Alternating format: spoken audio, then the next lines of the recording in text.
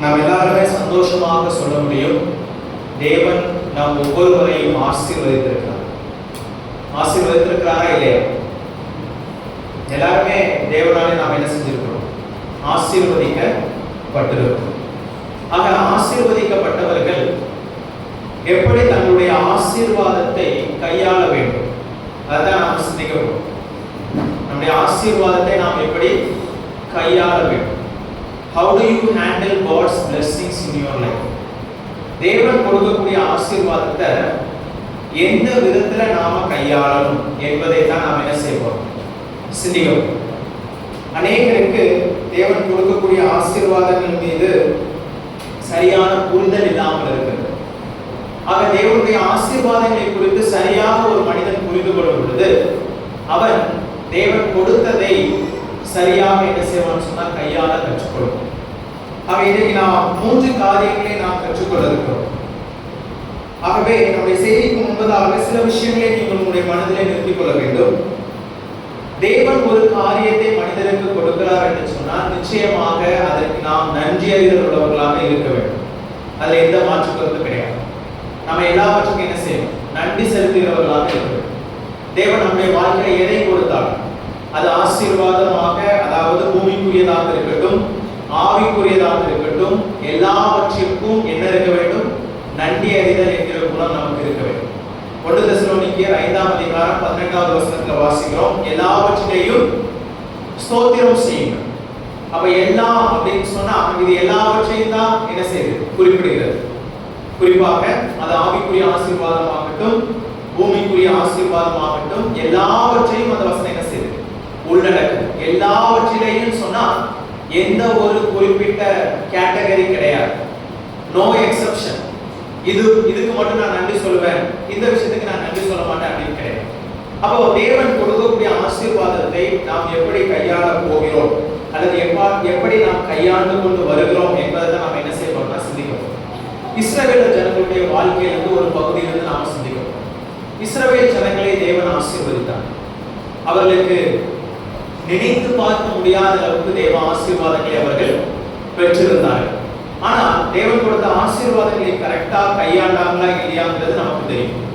ஆக நம்முடைய கவனங்களை உபாகமம் 8ஆம் அதிகாரம் 10 முதல் 18 வரை உள்ள வசனங்களை நான் வாசிக்கிறேன். உபாகமம் 8ஆம் அதிகாரம் 10 முதல் 18 வரை உள்ள வசனங்கள். ஆகையால் நீ புசித்து திருப்தி அடைந்திருக்கையில் உன் தேவனாகிய கர்த்தர் உனக்கு கொடுத்த அந்த நல்ல தேசத்துக்காக அவரை ஸ்தோத்தரிக்க கடவாய். உன் தேவனாகிய கர்த்தரை மறவாதபடிக்கு நான் இன்று உனக்கு விதிக்கிற அவருடைய கற்பனைகளையும் நியாயங்களையும் கட்டளைகளையும் கைக்கொள்ளாமல் போகாதபடிக்கு எச்சரிக்கையாயிரு.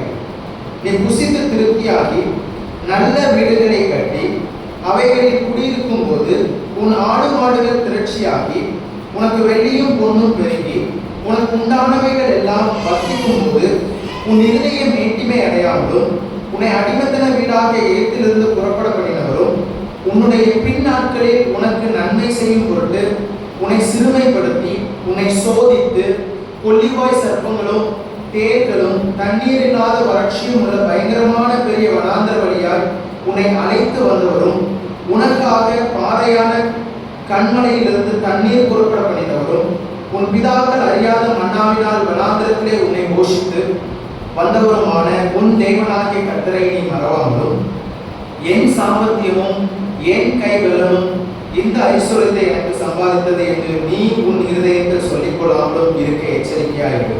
கடைசி வசனம். உன் தேவனாகிய கர்த்தரை நினைப்பாயாக. அவரே உன் பிதாக்களுக்கு ஆணையிட்டு கொடுத்த தம்முடைய உடன்படிக்கையை உறுதிப்படுத்தும்படி இந்நாளில் உனக்கு உண்டாயிருக்கிறது போல ஐஸ்வர்யத்தை சம்பாதிக்கிறதற்கான பலனை உனக்கு கொடுக்கிறவர். இங்க இந்த வசனத்துல நீங்க வாசிக்கும் பொழுது இந்த வசனமானது மோசே மூலமாக கொடுக்கப்பட்ட ஒரு மிகப்பெரிய ஒரு செய்தி. மோசே கடைசியாக ஒரு விடைபெறுதல் செய்தியை கொடுக்கிறார், ஒரு ஃபேர்வெல் மெசேஜ் கொடுக்கிறார் இஸ்ரவேல் ஜனங்களுக்கு. இப்ப அந்த செய்தியில அவர் என்னெல்லாம் சொல்றாருன்னு சொல்லி நீங்க பாத்தீங்கன்னா, இந்த செய்தியில இஸ்ரவேலர்களுடைய அனுபவங்களை அவர் சொல்லி காண்பிக்கிறார். இஸ்ரவேல் ஜனங்களுக்கு ஆண்டவர் என்ன செய்தார், குறிப்பா குறிப்பா இதுல அவர் எதை சுட்டி காண்பிக்கிறார்னா வனாந்திர யாத்திரையில என்னெல்லாம் நடந்துச்சுன்னு சொல்றார். அப்ப இந்த வனாந்திர யாத்திரையில தேவன் அவர்களுக்கு கொடுத்த சில காரியங்களை அவர் பிரதிபலித்து இதை எழுதுகிறார். என்னெல்லாம் கொடுத்தார் அப்படின்னு பார்த்தா நாம் அங்க வாசிக்கிறோம். அந்த 40 வருட அந்த வனாந்திர யாத்திரையிலே ஆண்டவர் அவர்கள் என்ன செய்தார்னா அருமையாக நடத்தி வந்தார். அடுத்ததா நீங்க பார்த்தீங்கன்னா அங்கே தாகத்திற்கு தண்ணீர் கொடுத்தார். எப்படி? கற்பாறையிலிருந்து அவர் என்ன செய்யறாருன்னா தாகத்திற்கு தண்ணீர் கொடுக்கிறார். அது மட்டும் கிடையாது, அவர்களை திடப்படுத்துவதற்காக மன்னாவையும் அவர் என்ன செய்தார்? கொடுத்தார். அது மட்டும் இல்ல, அந்த கஷ்டமான பாதைகளிலே தேவன் அவர்களோடு கூட இருந்து அவர்களை என்ன செய்தார்? வழி நடத்தினார். ஆக இந்த அனுபவத்தை சுட்டி காண்பித்து மோசே 3 பாடங்களை அவர்களுக்கு கற்றுக் கொடுக்க விரும்புகிறார். ஆக நானும் 3 விஷயத்தை நான் சொல்ல விரும்புகிறேன். 3 அல்லது 4 காரியங்கள் நாம் என்ன செய்ய போறோம்னா இந்த பகுதியிலிருந்து கற்றுக்கொள்ள போறோம். இப்பொழுது தேவன் இஸ்ரவேல் ஜனங்களை என்ன செய்யறாருன்னா அருமையாக ஆசீர்வதித்தார். நம்ம எல்லாருக்கும் தெரியும் என்ன நடந்தது. ஆக இந்த ஆசீர்வாதத்தை பெற்றுக்கொள்வதற்கு முன்பதாக இங்கே ஒரு எச்சரிப்பின் வாசகம் அல்லது எச்சரிப்பின் செய்தி மோசேயினாலே இஸ்ரவேல் ஜனங்களுக்கு கொடுக்கப்பட்டது. இப்ப இதை நீங்க முதல் விஷயத்தை நீங்க பாத்தீங்கன்னா என்ன சொல்லிக் கொடுக்க விரும்புறாருன்னா நம்பர் 1, நீங்க அந்த 10வது வசனத்தை வாசிக்கும் பொழுது ஒரு வார்த்தை மறுபடியும் அங்கே ரிப்பீட் ஆகிறத நீங்க பார்க்கலாம். உன் தேவனாகிய கர்த்தர் உனக்கு கொடுத்த அந்த நல்ல தேசத்துக்காக. உன் தேவனாகிய கர்த்தர் உனக்கு கொடுத்த அந்த நல்ல தேசத்துக்காக. அந்த வாக்கியத்தை நீங்க எந்த மாற்றமும் இல்லாமல் இந்த உபாகமம் புத்தகத்திலே கிட்டத்தட்ட 15க்கு மேற்பட்ட தடவை இந்த வார்த்தை பயன்படுத்தப்படுகிறது. எத்தனை முறை? 15க்கு மேற்பட்ட முறைகள் இந்த வார்த்தை உன் தேவனாகிய கர்த்தர் உனக்கு கொடுத்த அந்த நல்ல தேசத்துக்காக. இதிலிருந்து என்ன நீங்க அறிந்து கொள்ளலாம் அப்படின்னு கேட்டீங்கன்னா, ஏன் இந்த வார்த்தை மீண்டும் மீண்டும் வருகிறது, அதற்கு என்ன காரணம் அப்படின்னு சொல்லி நீங்க யோசித்து பார்த்தீங்கன்னு சொன்னா, நான் சொல்றதை நீங்க கவனிங்க, உங்களுக்கு அதனுடைய பதில் சரியாக தெரியும். தேவன் இஸ்ரவேல் ஜனங்களுக்கு இந்த இடத்தை கொடுப்பதற்கு இஸ்ரவேலுக்கு தகுதி உள்ளவர்களா இல்லையா? உங்களுடைய பதில் என்ன? இஸ்ரவேலர்கள் இந்த தேசத்தை தேவனுடைய கைகளில் இருந்து பெற்றுக்கொள்வதற்கு அவர்கள் தகுதி உள்ளவர்களா இல்லையா? தகுதி உள்ளவர்களா இல்லையா? இல்ல. பின்ன ஏன் ஆண்டவர் அவர்களுக்கு கொடுக்கிறார்? இது அவருடைய அன்பின் வெளிப்பாடு. உண்மையா இல்லையா? இது அவருடைய அன்பின் வெளிப்பாடு. கொஞ்சம் நல்லா கவனிங்க. கானான் தேசத்துல ஆல்ரெடி யார் இருக்கா? வேற மனிதர்கள் இருக்கிறாங்க. அந்த மனிதர்களை துரத்தி விட்டு இஸ்ரவேலர்களுக்கு இந்த தேசத்தை ஆண்டவர் கொடுப்பது நமக்கு அநீதியாக தெரியலாம். ஆனாலும் ஆண்டவர் என்ன செய்யறாரு? இஸ்ரவேல் ஜனங்களுக்கு இந்த இடத்தை கொடுக்கிறார். அப்போ இந்த இடத்தை இஸ்ரவேல் ஜனங்கள் வாங்குகிறவர்கள் ஒருபோதும் தங்களுடைய மனதிலே நினைக்க கூடாது, என்னுடைய சாமர்த்தியம், என்னுடைய புயபலம், நான் வேலை செய்தேன், நான் இதை சம்பாதித்துக் கொண்டேன் என்ன செய்யக்கூடாது? சொல்ல கூடாது. ஏன்? ஏன்னா அந்த வாக்கியம் சொல்லுது உன் தேவனாகிய கர்த்தர் உனக்கு கொடுத்த இந்த நல்ல தேசத்துக்காக. இப்ப அப்படியே உங்களுடைய கவனங்களை நீங்க என்ன செய்யணும்னு சொன்னா, உங்கள் தேவனாகிய கர்த்தர் உங்கள் வாழ்க்கையில் கொடுத்திருக்கிற எல்லா நன்மைகளும் கொஞ்சம் வரிசைப்படுத்தி பாருங்க. உங்க தேவனாகிய கர்த்தர் உங்களுக்கு கொடுத்திருக்கிற எல்லா நன்மையான காரியங்கள், திருமணமானவர்களுக்கு நல்ல மனைவி, நல்ல கணவர், பிள்ளைகள், ஒருவேளை நல்ல வீடு, புரியுதுங்களா? நல்ல திருச்சபை, நல்ல ஒரு ஆசீர்வாதமான செழிப்பான ஒரு வாழ்க்கை, எல்லாவற்றையும் நீங்க யோசித்து பாருங்க. இப்போ ஒரு காலத்திலும் ஒருபோதும் ஒருவன் என்ன செய்யக்கூடாது, நான் இதை சம்பாதித்தேன். எப்படி இஸ்ரவேல் ஜனங்களுக்கு அவர் அந்த நல்ல தேசத்தை அவர்களுக்கு கொடுத்தாரோ, அதே மாதிரி தான் இன்னைக்கு நானும் நீங்களும் இந்த பூமியில் அனுபவிக்கிறது எல்லாமே தேவன் கொடுத்திருக்கிற சுத்த கிருபை. தேவன் கொடுத்திருக்கிற சுத்த கிருபை. ஒருவேளை நம்முடைய வளர்ச்சியில ஏற்றத்தாழ்வுகள் இருக்கலாம், நம்மோடு கூட இருப்பவர்களை காட்டிலும் நமக்கு குறைவுகள் காணப்படலாம். ஆனா வேதம் சொல்லுகிறது, இங்க இருக்கிற எந்த ஒரு விசுவாசியுமே மற்ற விசுவாசியை காட்டிலும் உயர்ந்தவர்கள் கிடையாது.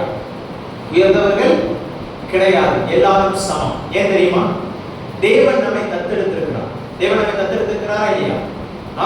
என்னுடைய இந்த விசுவாசிகளாகிய நம்மை தேவன் அவருடைய குமாரனாக, அவருடைய பிள்ளையாக நம்ம என்ன செய்திருக்கிறார்?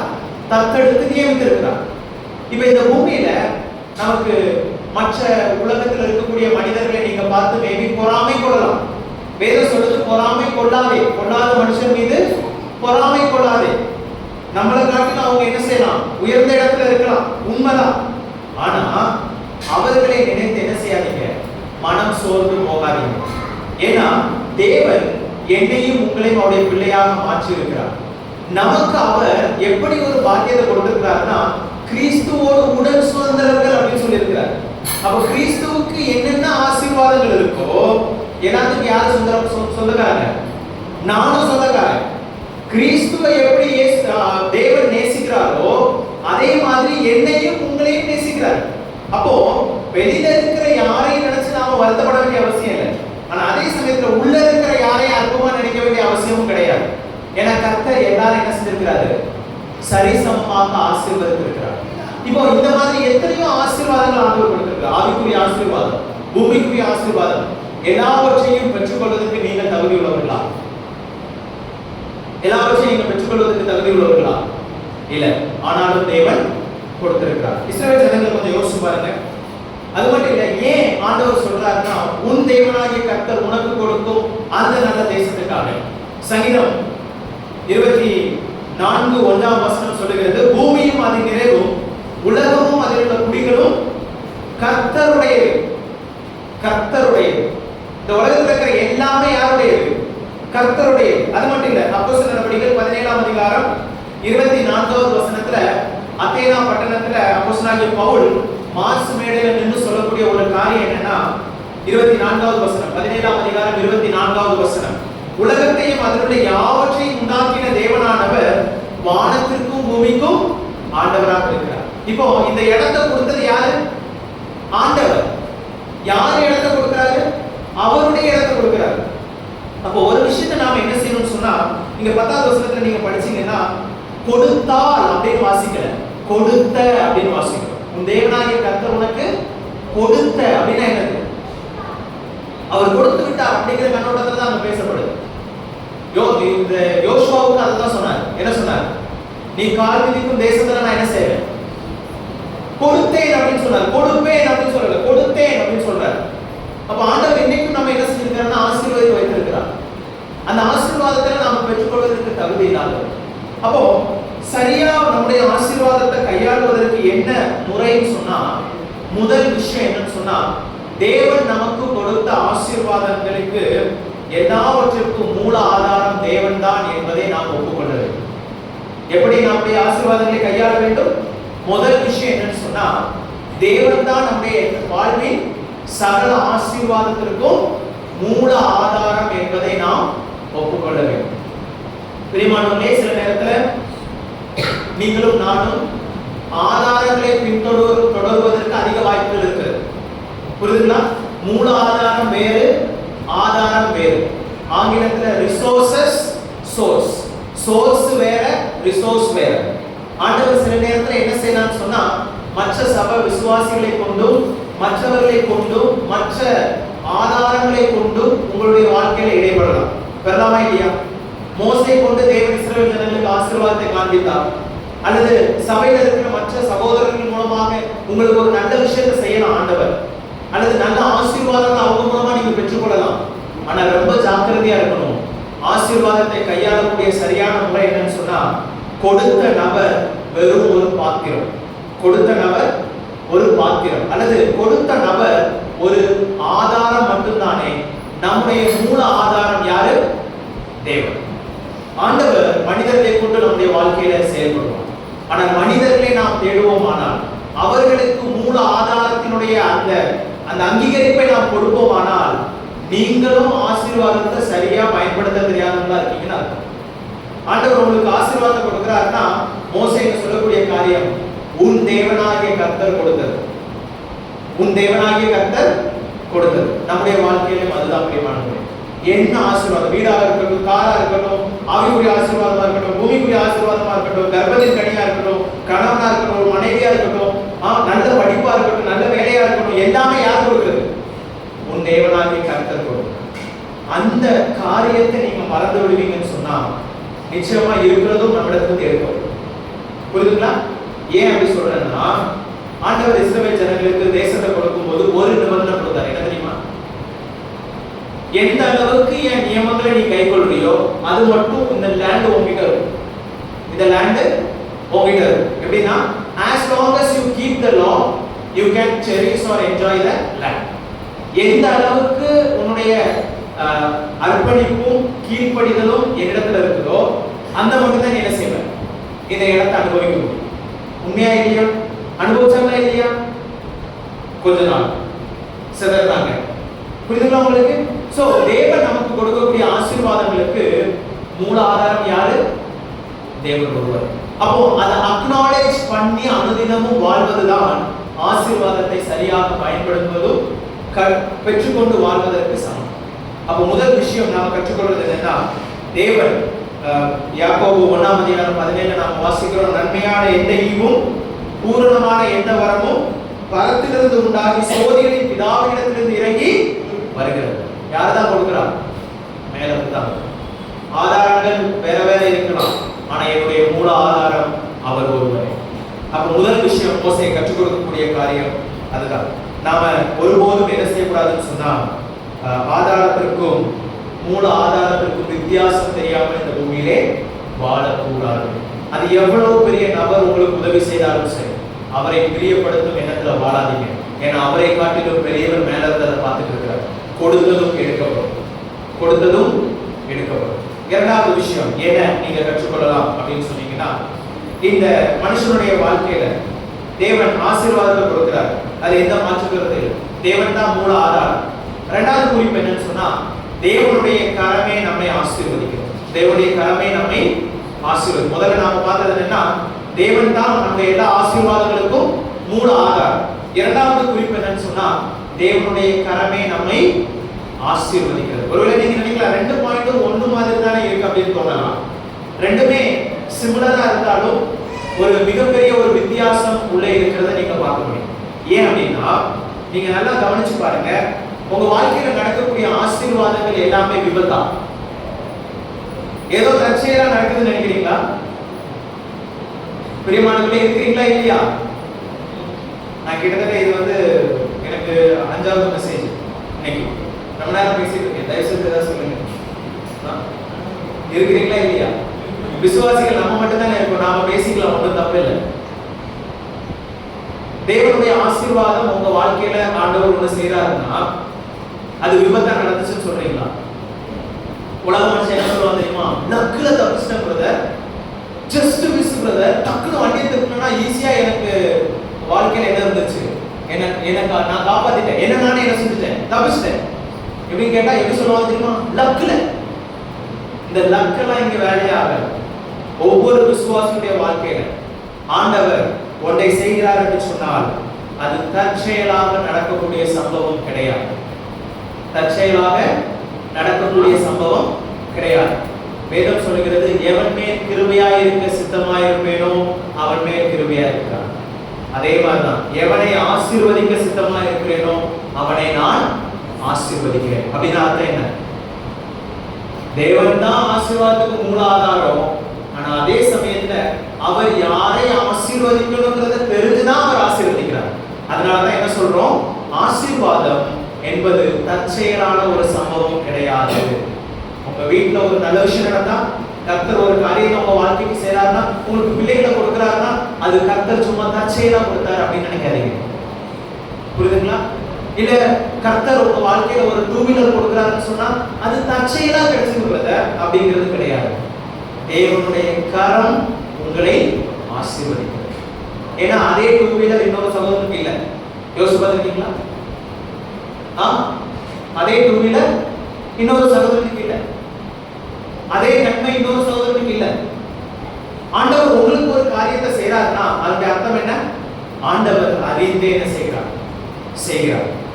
வேதம் சொல்லுகிறது, அப்போஸ்தலர் நடவடிக்கைகள் 17:26 அப்போஸ்தலர் 17:26 மனுஷ ஜாதியான சகல ஜனங்களையும் அவர் ஒரே இரத்தத்தினாலே தோண்ட பண்ணி பூமியின் மீதெங்கும் குடியிருக்க செய்து முன் தீர்மானிக்கப்பட்ட காலங்களையும் அவர்கள் குடியிருப்பின் எல்லைகளையும் குறித்திருக்கிறார்.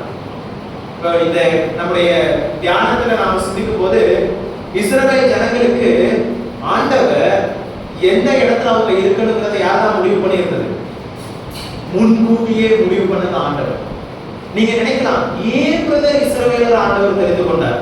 நிறைய பேர் இந்த கேள்வி இருக்கும், ஏன் இஸ்ரவேல், ஏன் தமிழ்நாடு எதுக்கு தெரிந்து கொள்ளல? ஏன்னா நம்மள ஆண்டவரை ஏமாத்திடுவோம். அப்படியா? எல்லா மனுஷனும் அப்படிதான். ஆண்டவர் ஏன் இஸ்ரவேலை தெரிந்து கொண்டார்? ஏன் உக்ரைனை தெரிந்து கொள்ளல? ஏன் ஆண்டவர் இஸ்ரவேலை தெரிந்து கொண்டார்? ஏன் கேரளாவை தெரிந்து கொள்ளல? ஆண்டவர் அவர்களை தெரிந்து கொண்டார். ஏன் தெரிந்து கொண்டார்? கேள்வி கேட்கறதுக்கு எனக்கு உரிமை. ஆனா ஆண்டவர் தான் என்ன செய்யறாரு? அவர்களை தெரிந்து கொண்டார். இத்தனை வருஷம் அடிமைத்தனத்துல இருக்கணுங்கிறத முன்குறித்தார். அதே சமயத்துல இந்த நாள்ல என்ன செய்யணும்? கானான் தேசத்தை கொடுக்கணுங்கிறதை அவர் தான் என்ன செய்தாரு? முன்குறித்தார். இந்த வசனம் என்ன சொல்றது தெரியுமா? யாரு வேசார்பாடியில வாழணும், எத்தனை சென்ட்ல வேசார்பாடியில நீங்க வாழணும், இல்ல நீங்க வேற ஒரு தேசத்துல வாழணுமா, வாடகை வீட்டுல இருக்கணுமா, இல்ல சொந்த வீட்டுல இருக்கணுமா, எத்தனை ஏக்கர் இடத்துல நீங்க வாழணும், எல்லாமே முடிவு பண்றது கர்த்தர் மட்டும். எத்தனை பேர் ஒப்புக்கொள்வீங்க? ஒப்புக்கொள்வீங்களா இல்லையா? கர்த்தர் தான் தீர்மானிக்கிறார்.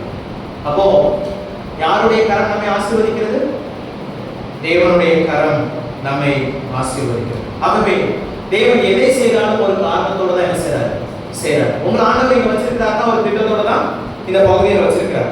அப்போ ஆண்டவருடைய ஆசீர்வாதங்கள் ஒருபோதும் என்ன செய்யாதுன்னு சொன்னா சும்மா தற்செயலா நடந்த ஒரு காரியம் கிடையாது. இஸ்ரவேலர்களை குறிப்பாக தெரிந்து கொண்டாருன்னா, அவங்கள இந்த தேசத்தை கொடுத்து ஆசீர்வதிக்கணும்னு அவர் விரும்பினாருன்னா அது ஆண்டவருடைய திட்டம். அவருடைய கரம் அவர்களை ஆசீர்வதிக்க வேண்டும் என்று தீர்மானித்தது. ஆக உங்களுக்கும் அதே தான். என்னை ஆசீர்வதிக்கணும்னு முடிவு பண்ணா கர்த்தருடைய கரம் என்ன செய்யும்? என்னை ஆசீர்வதிக்கும். ஒருவேளை நீங்க நினைக்க கூடாது, நான் வேலைக்கு போறப்ப அதனால எனக்கு மாசம் 2000 ரூபாய் சம்பளம் கிடைக்குது, அதனால நான் இன்னைக்கு நல்லா இருக்கேன், அந்த எண்ணம் மட்டுமே வரக்கூடாது. புரியுதுங்களா உங்களுக்கு? ஏன் தெரியுமா? பிரசங்கியின் புஸ்தகம் அதனுடைய 2ஆம் அதிகாரம் 24வது வசனம் என்ன சொல்லுதுன்னா, மனுஷன் புசித்து குடித்து தன் பிரயாசத்தின் பலனை அனுபவிப்பதை பார்க்கிறோம், தேவன் அவனுக்கு ஒரு நன்மையும் இல்லை.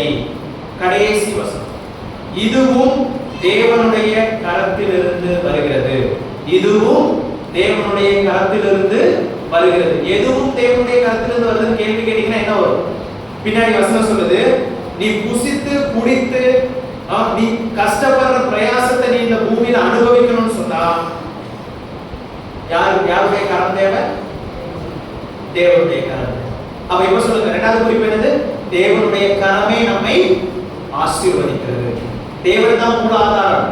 இரண்டாவது குறிப்பு, தேவனுடைய கரம் நம்மை ஆசீர்வதிக்கிறது. மூணாவது விஷயம் நீங்க பாத்தீங்கன்னா, அதே 8வது அதிகாரம், உபாகமம் 8ஆம் அதிகாரம் 15வது வசனம், உன்னுடைய பின் நாட்களில் உனக்கு நன்மை செய்யும் பொருட்டு அப்படின்னு வாசிக்கிறோம். உன் பின் நாட்களில் உனக்கு நன்மை செய்யும் பொருட்டு. ஏன் முன் நாட்களில் நன்மை செய்யலையா? யோசிச்சு பார்த்துருக்கீங்களா? ஏன் முன் நாட்களில் ஆண்டவர் நன்மை செய்யலையா? இஸ்ரவேல் ஜனங்களை ஒரு 5 பேரை கூப்பிட்டு ஒரு இன்டர்வியூ எடுத்து பாருங்களேன். என்ன சொல்லுவாங்க? ஆல்ரெடி வனாந்திர பாதி வழியிலே என்ன சொன்னாங்க? எங்களை சாகவா நீர் கொண்டு வந்தீர், நாங்க திரும்பி என்ன செய்வோம்? அங்க போயிடுறோம், இங்க நான்வெஜ் கிடைக்குது. அவங்க என்ன சொன்னாங்க? எங்களுக்கு அங்க வெங்காயம் கிடைக்குது. அங்க நாங்க என்ன செய்வோம்? அங்க செங்கல் சுட்டு செங்கல் அறுத்து அப்படியே நாங்க வாழ்ந்துட்டு போறோம்னு நினைச்சாங்க. ஆனா இந்த ஆண்டவருடைய திட்டம் என்ன? ஆண்டவருடைய திட்டம் என்ன? உன்னுடைய பின் நாட்களில் உனக்கு நன்மை செய்யும் பொருட்டு, படிங்க, உன்னை சிறுமைப்படுத்தி உன்னை சோதித்து கொள்ளிவாய் சர்ப்பங்களும் தேள்களும் தண்ணீர் இல்லாத வறட்சியுமான பயங்கரமான பெரிய வனாந்திர வழியாய் உன்னை அழைத்து வந்தவரும், உனக்காக பாறையான கண்மலையிலிருந்து தண்ணீர் புறப்பட பண்ணினவரும். அந்த ஃபர்ஸ்ட் பகுதி, உனக்கு பின் நாட்களில் நன்மை செய்யும் பொருட்டு. தேவன் நன்மை செய்கிறவர். அவருடைய கரம் தான் நம்ம ஆசீர்வதிக்கிறோம். நான் அந்த 2வது குறிப்பு சொல்லும் போது நிறைய பேருக்கு மனசுல இந்த எண்ணம் வந்திருக்கும், ஏங்க கர்த்தருடைய கரம் மற்ற சகோதரர்களை ஆசீர்வதிக்குது, என்ன ஆசீர்வதிக்கலையே, அவருக்கு இருக்கிற மாதிரி எனக்கு இல்லையே அப்படின்னு உங்களுக்கு என்ன வரலாம்? வேதம் என்ன தெரியுமா சொல்றது? பின் நாட்களில் அவர் உன்னை ஆசீர்வதிக்கும் பொருட்டு. இன்னைக்கு நீங்க பண்ற கஷ்டங்களுக்கு ஒரு காரணம் இருக்கு. ஆண்டவர் உங்களை என்ன செய்யறாரு? உருவாக்குகிறார்.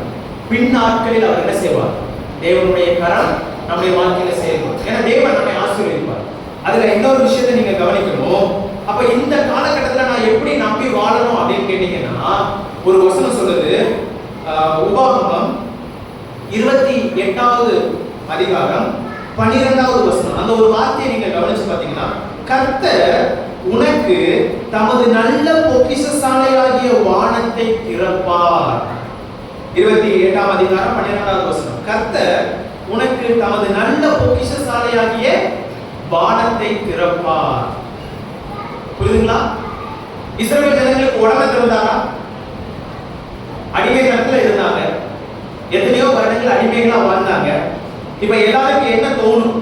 உடனடியா ஆண்டவர் எங்களுக்கு என்ன செய்யணும்? உடனடியா அந்த கானான் தேசத்துல கொண்டு போய் என்ன செய்யணும்? தக்கால் டிக்கெட் போட்டாவது சீக்கிரம் நடக்க வைக்காம கொண்டு போய் விட்டுருக்கணும். அந்த எதிர்பார்ப்பு இருந்திருக்குமா? இருக்காது. எல்லாரும் நிச்சயமா இருந்திருக்கும். ஏன் இவ்வளவு கஷ்டம்? ஏங்க வெளியில வர வரைக்கும் கஷ்டம். வெளியில வந்ததுக்கு அப்புறம் 40 வருஷம் ஏன்? அது அவங்களுடைய தவறு இருக்கு. அதுல எந்த மாற்று கருத்து இல்லை. அவங்க தவறு செய்யலன்னா நிச்சயமா ஆண்டவர் என்ன செஞ்சிருக்கலாம்? கூட்டிட்டு போயிருப்பாரு சீக்கிரமா. அவங்களுடைய பாவங்கள் இருக்கிறது. ஆனா எல்லாமே நீங்க கூட்டி கழிச்சு பாத்தீங்கன்னா ஒண்ணு மாத்திரம் உண்மை. கர்த்தர் என்ன செய்வாரா? உனக்கு தமது நல்ல பொக்கிஷசாலையாகிய வானத்தை திறப்பார். பொக்கிஷசாலை அப்படின்னா என்ன? உங்களுக்கு தெரியும்ல, ஸ்டோர் ஹவுஸ்.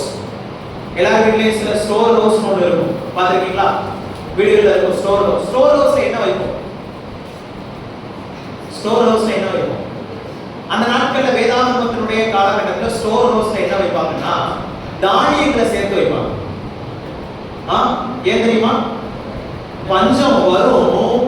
ஆனா வரும்போது என்ன செய்யும்? இந்த தானியங்கள் உதவி செய்யும். எப்போ வரும் தெரியாது, ஆனா வரும். ஆண்டவர் என்ன செஞ்சாரு? சொல்லிட்டாரு வரும்னு சொல்லிட்டு. ஆனா வரும்போது தேவையானது பொக்கிஷசாலையில இருக்கும். யோசேப் அப்படிதான் செஞ்சான். ஞாபகம் இருக்கா? யோசேப் என்ன செய்தான்? நல்ல ஒரு ஆலோசனை கொடுத்தான். பஞ்சம் வரும்போது நாம என்ன செய்யணும்? உஷாரா இருக்கணும், சேர்த்து வைக்கணும். இப்ப அதே மாதிரிதான் நம்முடைய வீட்டுல இருக்கிற ஸ்டோர் ஹவுஸ் நீங்க எடுத்து பாருங்க. ஸ்டோர் ஹவுஸ்ல என்ன வைப்பீங்க? உங்களுக்கு கொடுத்த அன்பளிப்புகள் எல்லாம் வைப்பீங்களா? அது ஷோகேஸ்ல தான் வைப்பீங்க. ஸ்டோர் ஹவுஸ்ல என்ன வைப்போம்? தேவையான பொருள் தேவைப்படும். எப்பவும் தேவைப்படுமான்னு கேட்டா இல்ல, ஆனா கண்டிப்பா தேவைப்படும். சில வீட்டுல என்ன பிரச்சனைனா, நமக்கு தேவையான பொருள் அப்படின்னு சொல்லிட்டு ஒண்ணு இருக்கும், அது தேவையே படாது. என்னைக்கு நமக்கு தேவைன்னு சொல்லிட்டு வருமோ அன்னைக்கு அதை தேடினாலும் கிடைக்காது. உண்மையா இல்லையா? சின்ன விஷயமா இருக்கு, 10 ரூபாய் டேப்பா தான் இருக்கும். ஃபேன் மாட்டுறதுக்கு வேலை பார்க்க எரிச்சு நிற்பீங்க, தேடிக்க கிடைக்காது. ஆனா வீட்டுல தான் எங்க இருக்கும். உண்மையா இல்லையா? அப்போ பொக்கிஷசாலையில ஒரு பொருள் ஆண்டவர் வச்சிருக்கிறாரு. என்ன சொல்றாரு? தமது நல்ல பொக்கிஷசாலையாகிய வானத்தை திறப்பார். எப்ப திறப்பாரு? அவருடைய நேரத்துல கண்டிப்பா திறப்பார். எப்போ இஸ்ரவேல் ஜனங்களுக்கு மழை தேவையோ அப்ப என்ன செய்றாரு? திறந்தாரு. எப்போ மழை தேவையில்லையோ அதை என்ன செய்வாரு? திறக்க மாட்டார். ஏன்னா ஆண்டவர் எல்லா ஆசீர்வாதத்துக்கும் மூல ஆதாரம் நம்பர் 1. இரண்டாவது, தேவனுடைய கரமே நம்மை ஆசீர்வதிக்கிறது. மூணாவது விஷயம் என்னன்னு சொன்னா, தேவனுடைய நேரத்தில் அவர் நம்மை ஆசீர்வதிக்கிறார். தேவனுடைய நேரத்தில் நம்மை ஆசீர்வதிக்கிறார். வானத்தை திறந்து விட்டுட்டு 24/7 அவர் வெயிட் பண்றது கிடையாது. உங்களுடைய தேவையை பொக்கிஷசாலையில வச்சிருக்கிறார். புரியுதுங்களா? உங்களுடைய தேவையை பொக்கிஷசாலையில வச்சிருக்கிறாரு. ஆனா சரியான நேரத்தில் அவர் என்ன செய்வார்? திறப்பார். உங்களுக்கு தெரியுமா எந்த நேரத்துல தேவைன்னு? உங்களுக்கு எல்லா நேரத்திலும் தேவைதான். எந்த மனசுல கேட்டாலும் எப்பவுமே என்னதான் சொல்லுவான்? தேவை இருக்கு பிரதர், தேவை இருக்கு பிரதர், எனக்கு கார் வேணும் பிரதர். பைக் இருந்தா கார் வேணும்னு தோணும். கார் இருந்தா அதுக்கு மேலே யாரும் போக மாட்டாங்க. என்ன லாரி வேணுமா அப்படின்னு யோசிப்போம். லாரியெல்லாம் இருந்தா நல்லா சம்பாதிக்கலாம், நிறைய லாரியெல்லாம் வாங்கி விட்டா. அப்படிலாம் எந்த ஆசை இருக்கா? இல்லை. ஒவ்வொரு மனுஷனுக்கும் என்ன ஆசை பெருகிட்டே இருக்கும். ஆனா இங்க நீங்க பாத்தீங்கன்னா ஆண்டவருக்கு தெரியும் எப்போ உங்களுக்கு தேவை. உங்களுடைய தேவையை சரியாய் அறிந்தவர் என்ன செய்வார்? திறப்பார். அதனாலதான் ஆண்டவர் இஸ்ரவேல் ஜனங்களை விடுதலை செய்து அத்தனை வருடங்கள் கழித்துதான் என்ன செய்யறாரு? அந்த ஆசீர்வாதத்துக்குள்ளாக அவங்களை அனுமதித்தார். உடனடியா அவர் என்ன செய்யற? இன்னொரு எக்ஸாம்பிள் நீங்க பாத்தீங்கன்னா, ஆண்டவர் ஆபிரகாம் தன்னுடைய ஒரே பேரான குமாரனை பலி செலுத்தும்படி ஆண்டவர் என்ன செய்றார்? அவனோடு கூட பேசுகிறார். இப்பொழுது இந்த மனுஷன் என்ன செய்யறான்னா மகனை பலி செலுத்துவதற்காக கொண்டு செல்கிறார். அப்போ அங்கே ஆண்டவருக்கு யெகோவா ஈரே என்ற பெயரை யார் கொடுக்கிறார்? ஆபிரகாம் கொடுக்கிறார். அந்த பெயருடைய பொருள் என்ன? கர்த்தருடைய பர்வதத்தில் பார்த்து கொள்ளப்படும். கர்த்தருடைய பர்வதத்தில் பார்த்து கொள்ளப்படும். பேசிக்கலி நீங்க பாத்தீங்கன்னா இந்த வார்த்தை பார்க்கிறத தானே குறிக்குது. கர்த்தருடைய பர்வதத்தில் பார்த்து கொள்ளப்படும், பார்க்கிறது. ஆனா ஆங்கிலத்துல ஜெகோவா ஜைரா அப்படின்னு சொல்லிட்டு நீங்க கேட்டீங்கன்னா எல்லாரும் என்ன சொல்லுவாங்க? God is my provider ன்னு சொல்லுவாங்க. கேள்விப்பட்டிருக்கீங்களா? வசனம் என்ன சொல்லுது? கர்த்தருடைய பர்வதத்தில் பார்த்து கொள்ளப்படும். இவங்க சொல்ற விளக்கம் என்ன? கர்த்தர் கொடுக்கிறார். இப்போ நீங்க சொல்லுங்க, பார்க்கிறதும் கொடுக்கிறதும் ஒரே ஆக்ஷனா டிஃபரண்ட் ஆக்ஷன்? பார்க்கிறதும் கொடுக்கிறதும் ஒண்ணா ரெண்டா? பார்க்கிற எல்லாரும் கொடுப்பாங்களா? அவங்க கஷ்டத்தை பார்த்து ஜெபிக்கிறோம் பிரதர், பார்த்துக்கலாம் பிரதர் அப்படின்னு சொல்றது இருக்கிறாங்க. ஆனா மனுஷனுக்கு பார்க்கிறதும் செய்யணும் வேற வேற. நம்முடைய தேவனுக்கு ரெண்டுமே ஒண்ணுதான். ஏன் தெரியுமா? ஆபிரகாமுடைய தேவையை பார்த்தாரு, கொடுத்தார்.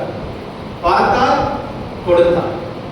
புரியுதா உங்களுக்கு? அப்போ பிரியமானவர்களே, உங்களுடைய தேவையை அவர் பார்க்கிறாரு, முன்கூட்டியே பார்க்கிறாரு. வேதம் சொல்றது 10வது வசனம், அவர் உன்னுடைய பின்னாட்களில் உனக்கு நன்மை செய்யும் பொருட்டு. அப்ப உன்னுடைய பின்னாட்களில் உனக்கு நன்மை தேவைன்றது அவருக்கு தெரியும். அதனாலதான் அவருடைய பொக்கிஷசாலி எப்ப திறப்பாரு? அவருடைய நேரத்துல, அவருக்கு தேவையான சமயத்துல நிச்சயமா திறப்பார். திறப்பாரா திறக்க மாட்டாரா? திறப்பார். ஆனா யாருடைய நேரத்துல? அவருடைய நேரத்துல திறப்பார்.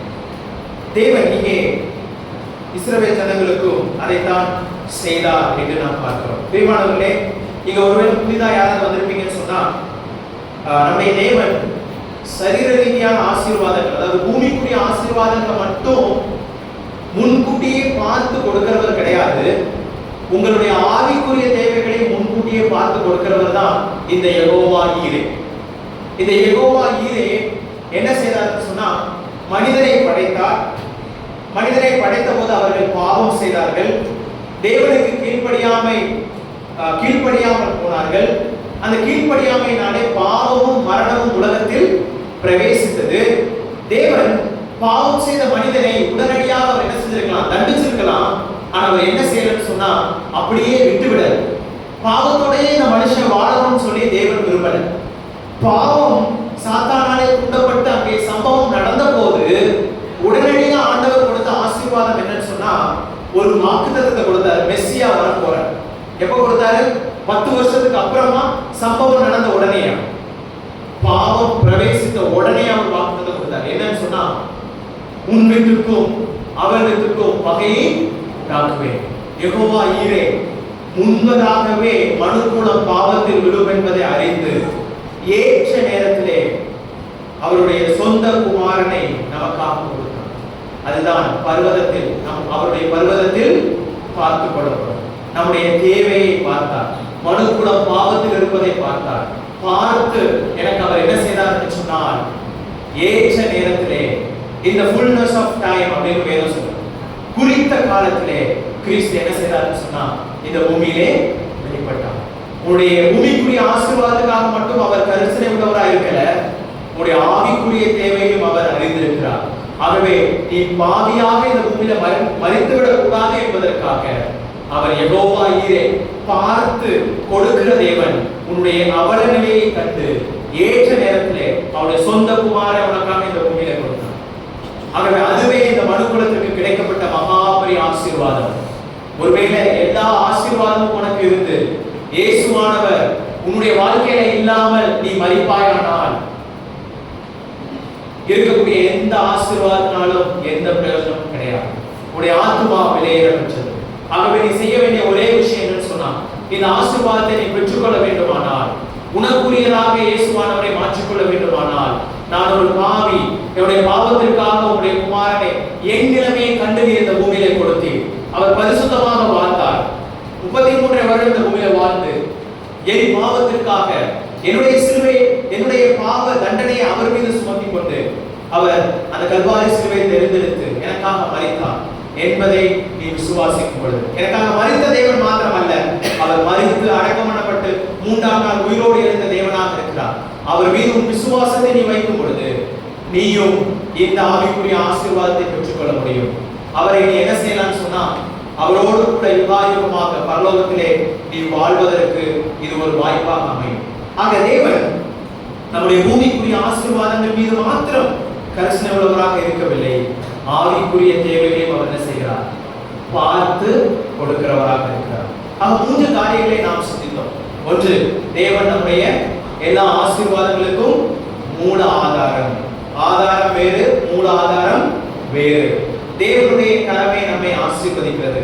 தேவன் ஒருபோதும் தற்செயலாக ஒரு நபரை ஆசீர்வதிப்பது கிடையாது.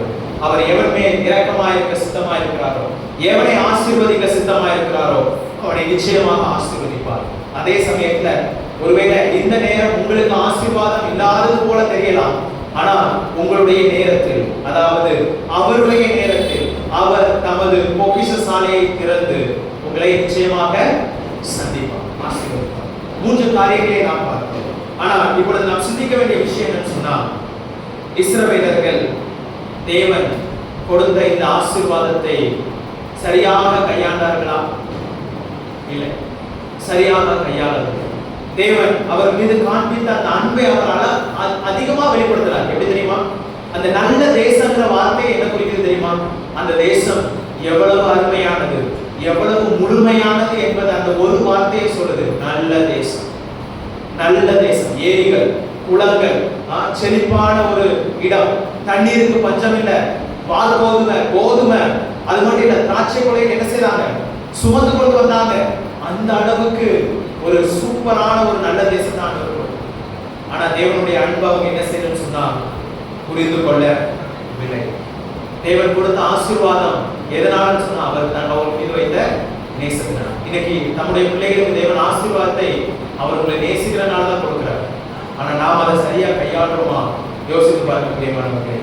கொஞ்சம் யோசிச்சு பாருங்களேன். ஆண்டவர் இஸ்ரவேல் ஜனங்களுக்கு கொடுத்த அந்த முழுமையான ஆசீர்வாதம் நம்முடைய கற்பனைக்கு கூட எட்டாத அளவுக்கு பெரிய ஒரு ஆசீர்வாதம். ஏன் தெரியுமா? வனாந்திரத்துல கற்பாறையிலிருந்து தண்ணீர் கொடுத்தாருன்னு சொன்னார். கானான் தேசத்துல எந்த பக்கத்துல இருந்தாலும் தண்ணி தான். உண்மையா இல்லையா? வனாந்திரத்துல கூடாரங்கள்ல வாசம் பண்ணாங்க. எங்க இருப்போம் எங்க போவோம்னு தெரியாது. பேக்கப் தான், இடம் விட்டு இடம். இப்ப எப்படி தெரியுமா? திறந்திருக்கிற வீட்டை என்றாக வேண்டியதான். யாரோ கட்டினது, யாரு வீடோ, யாரோ சொந்தம் கொண்டாடினது, அவங்க எல்லாம் ட்ரெஸ் எல்லாம் எடுத்துட்டு போது கூட டைம் கிடையாது. போட்டிருந்த ஸ்லிப்பர் பேரா எடுத்து ஊருக்கு போற மாதிரி பேக் பண்ணிட்டுலாம் யாரும் போகல. எல்லாமே அங்க ரெடியா இருந்துச்சு. போய் என்ன செய்ய வேண்டியதுதான், அனுபவிக்க வேண்டியதுதான். நீங்க அதனுடைய அந்த ஆசீர்வாதத்தை நீங்க சரியா பயன்படுத்தினாங்களான்னு கேட்டா இல்லை. தேவன் உங்க வாழ்க்கையில கொடுத்திருக்கிற ஆசீர்வாதத்தை நீங்க எப்படி கையாளுறீங்க? எப்படி மாட்டீங்க? நம்முடைய செய்தியுடைய தலைப்பு என்ன சொன்னேன்? தேவனுடைய ஆசீர்வாதத்தை நாம் எப்படி கையாள வேண்டும். இந்த 3 விஷயத்தை நாம பார்த்தோம். அதை ஞாபகம் வச்சிருந்தா போதும். அதே சமயத்துல சில விஷயங்களை நீங்க மறந்து விடாமல் இருக்கணும். அதே வசனம் நமக்கு கற்றுத் தருகிறது. 10வது வசனம், தேவனுடைய ஆசீர்வதிக்கும் பொழுது நீ என்ன செய்யணும்னு சொன்னா, தேவனை ஸ்தோத்தரிக்க கடவா. தேவனுடைய ஆசீர்வதிக்கும் பொழுது நீ என்ன செய்யணும்? அவரை ஸ்தோத்தரிக்க வேண்டும்.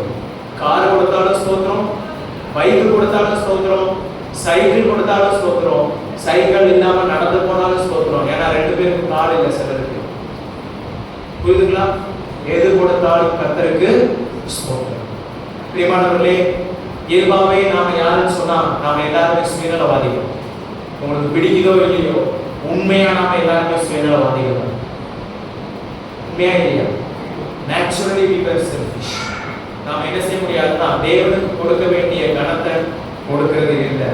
ஆனா நாம என்ன செய்யணும் அப்படின்னு கேட்டீங்கன்னா, இந்த ஸ்தோத்திரம் செய்யக்கூடிய மனப்பக்குவத்தை நாம் உருவாக்கி கொள்ள வேண்டும். நம்பர் 1. நம்பர் 2 என்ன? 14வது வசனத்துல நீங்க பாத்தீங்கன்னா, 8ஆம் அதிகாரம் 14வது வசனம், உன் இருதயம் மேட்டிமை அடையாமலும். உன் இருதயம் மேட்டிமை அடையாமல் அப்படின்னா அர்த்தம் என்ன தெரியுமா? நான் தான் செஞ்சேன், என்னால தான் இது வந்துச்சு, நான் இரவும் பகலும் நைட் டியூட்டி பார்க்கலன்னா எனக்கு இந்த காசு வந்திருக்குமா, என்னால இந்த செல்வத்தை சம்பாதிக்க முடிஞ்சிருக்குமா, நான் இவ்வளவு பாடுபட்டு உழைக்காவிட்டால் எனக்கு இது வந்திருக்குமா? நீங்க உழைத்தது எல்லாமே உண்மைதான். சோம்பேறி ஆண்டவர் எதுவும் கொடுக்க மாட்டார். நீங்க பிரயாசப்படணும், உண்மைதான். ஆனா ஆண்டவர் கிரெடிட் எடுத்தா விட மாட்டார். புரியுதுங்களா? ஆண்டவர் என்ன செய்ய மாட்டாரு? அவருக்கு கொடுக்க வேண்டிய கனத்தை கொடுக்காம நான் மேன்மை அடைந்தால் அவருக்கு பிடிக்காது. கடைசியா நீங்க பாத்தீங்கன்னு சொன்னா அதே வசனத்துல 16 மற்றும் 18 வாசிங்க. 16வது வசனம், கர்த்தரை நீ மறவாமலும், அதாவது உன்னை போஷித்து வந்தவருமான உன் தேவனாகிய கர்த்தரை நீ மறவாமலும் அப்படின்னு சொல்றாங்க. அப்ப லாஸ்ட் குறிப்பு என்னன்னு சொன்னா, நாம் அவரை என்ன செய்யக்கூடாது? மறக்க கூடாது. இயல்பாகவே நாம் மறந்து விடுவது, அறிந்தோ சில நேரத்தில் தெரிந்து செய்ய மாட்டீங்க, தெரியாம என்ன செய்யலாம்? நன்றி சொல்லாம தவறி போகலாம். முடிந்த அளவுக்கு நீங்க என்ன செய்யுங்க, இந்த 3 விஷயத்தை நீங்க உங்க வாழ்க்கை ஸ்தோத்திரம் செய்யுங்க, தாழ்மையா இருங்க. அதே சமயத்துல நீங்க என்ன செய்யக்கூடாது? ஆண்டவர் செய்த நன்மைகளை மறக்க கூடாது. இந்த 3 நீங்க செய்றீங்கன்னு சொன்னா, இதை எப்படி செய்ய முடியும்னு சொன்னா, முன்னாடி 3 குறிப்பு சொன்னேன். ஆண்டவர் தான் என்ன ஆசீர்வதிக்கிறாரோ உங்களுக்கு என்ன இருக்கணும்? ஆண்டவர் மட்டும்தான் என்னுடைய ஆதாரங்கிற என்ன இருக்கணும்? ஆண்டவருடைய கரம் தான் என்ன ஆசீர்வதிக்கிற என்ன இருக்கணும்? அதே சமயத்தில் அவருடைய நேரத்தில் அவர் தான் என்ன ஆசீர்வதிக்கிறாருங்கிற எண்ணம். இந்த 3மே இருக்குன்னு சொன்னா அடுத்த 3 ரிசல்ட் எப்படி இருக்கும் தெரியுமா? ஸ்தோத்திரிப்பீங்க, தாழ்மையா இருப்பீங்க, கடைசி என்ன செய்வீங்க? மறக்காம இருப்பீங்க. இன்னைக்கு கொடுமைகள்ல கொடுமை என்னன்னா, என் ஆத்துமாவே கர்த்தரை ஸ்தோத்திரின்னு யாருமே மறக்காம என்ன செய்யணும்னா அழகா சொல்றோம். சொல்றோமா இல்லையா? அவர் செய்த சகல உபகாரங்களை மறவாதே. சிலர் ஒருபோதும் மறவாதே சேர்த்து வர சொல்லுவாங்க.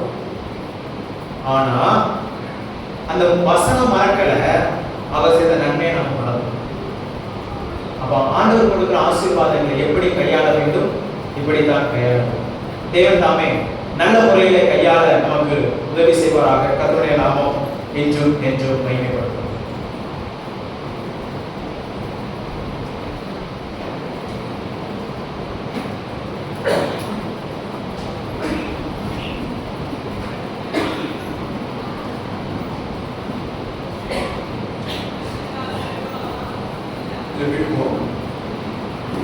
எங்கள் நல்ல ஆண்டவரே, இந்த அருமையான இரவு வேளையில நாங்கள் உண்மை துதிக்கிறோம், உண்மை ஸ்தோத்திரிக்கிறோம். இப்பொழுதும் ஆண்டவரே, நாங்கள் நல்ல பாடலையும் நல்ல தேவனுடைய செய்தியும் நாங்கள் கேட்கும்படியாக எங்களுக்கு உதவி செய்தீங்க. அதற்காக ஸ்தோத்திரம். இந்த நாளிலும் ஆண்டவரே, எங்களுடைய அழைப்புக்கு இணங்கி வந்திருக்கிற அருமையானவர்களுக்காக ஸ்தோத்திரம். ஆண்டவரே, அவர்கள் தேவனுடைய வார்த்தையை கேட்டிருக்கிறார்கள். தேவனுடைய வார்த்தைக்கு கீழ்ப்படிந்து தேவன் கொடுக்கக்கூடிய இந்த ஆசீர்வாதங்களை எல்லாம் தன்னுடைய வாழ்க்கையில பெற்றுக்கொள்ள உதவி செய்ய வேண்டும் என்று செபிக்கிறோம். பெரியார் மருத்துவமனையில் பார்த்து அழைப்பெறப்பட்டிருக்கிற அருமையான சகோதரிக்காக நாங்கள் செபிக்கிறோம்.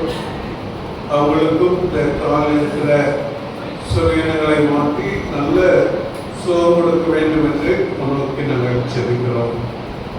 அதே போல புதிதாக வந்திருக்கிறவர்களுக்காக உங்கள் ஸ்தோத்திரம். கர்த்தாவே, நீர் அவர்களையும் ஆசீர்வதியும். விசேஷமாக செய்து கொடுத்த மனுக்காக நாங்கள் உங்களுக்கு நன்றி செலுத்துகிறோம். அவர்களையும் நீர் எடுத்து பயன்படுத்துவதற்காக உங்களுக்கு ஸ்தோத்திரம். இப்பொழுது அவர்கள் ஊருக்கு பிரயாணப்படுகிறார்கள். பிரயாணத்தில் அவருடைய கிருபையிலிருந்து கூட இருந்து சுகமாய் போய் சேரவும் அவருடைய தாயாருக்கு நல்ல சுகம் கிடைக்கும்படியாக உதவி செய்தர வேண்டும் என்று முன்னோக்கி நாங்கள் செபிக்கிறோம். ஆண்டவரே, நாங்கள் கேட்ட தேவனுடைய வார்த்தையை மறவாதபடிக்கு அதை எங்களுடைய இருதயத்தில் வைத்து அதை எங்களுடைய வாழ்க்கையில வாழ்ந்து காண்பிக்கும்படியான சாங்கியத்தை கொடுக்க வேண்டும் என்று முன்னோக்கி நாங்கள் செபிக்கிறோம். ஆண்டவரே, நீர் எங்களை ஆசீர்வதிக்கிற தேவன், ஆசீர்வதிக்கிறேன். ஆண்டவரே, நாங்கள் அதை மறவாதபடிக்கு, அதனால எங்களுக்குள்ளே வேற்றுமை வராதபடிக்கும், நான் என்கிற எண்ணங்கள் உருவாகாதபடிக்கும் எல்லாவற்றையும் கர்த்தர் செய்தார் என்கிற நம்பிக்கையோடு நன்றியோடு இருக்க எங்களுக்கு உதவி செய்யும்.